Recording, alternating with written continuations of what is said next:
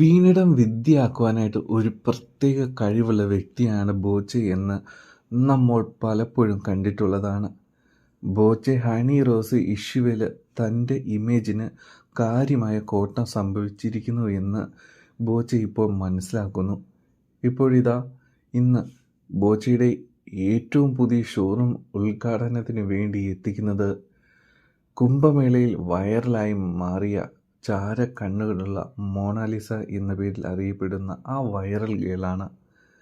ലക്ഷങ്ങൾ 15 ലക്ഷം രൂപയെങ്കിലും പൊടിച്ചിട്ടാണ് ബോച്ചെ ഈ പെൺകുട്ടിയെ ഇനോഗ്രേഷന് വേണ്ടി എത്തിക്കുന്നത്. ബോച്ചയുടെ ഒരു തന്ത്രപരമായ നീക്കം എന്ന് വേണമെങ്കിൽ പറയാം. അതുമാത്രമല്ല, ബോച്ചയുടെ ഇനോഗ്രേഷന് വേണ്ടിയിട്ട് എത്തുന്നവർക്കൊക്കെ വില കൂടിയ സമ്മാനങ്ങളും ആഭരണങ്ങളൊക്കെ ബോച്ചെ സമ്മാനിക്കാറുണ്ട്. അത് ഈ പെൺകുട്ടിയും നൽകുമെന്നുള്ള കാര്യം ഉറപ്പാണ്.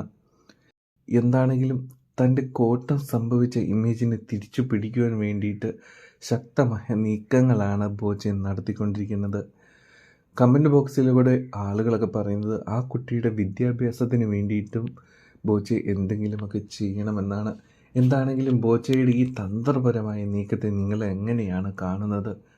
നിങ്ങളുടെ അഭിപ്രായങ്ങൾ ഉറപ്പായും കമൻറ്റ് ചെയ്യുക.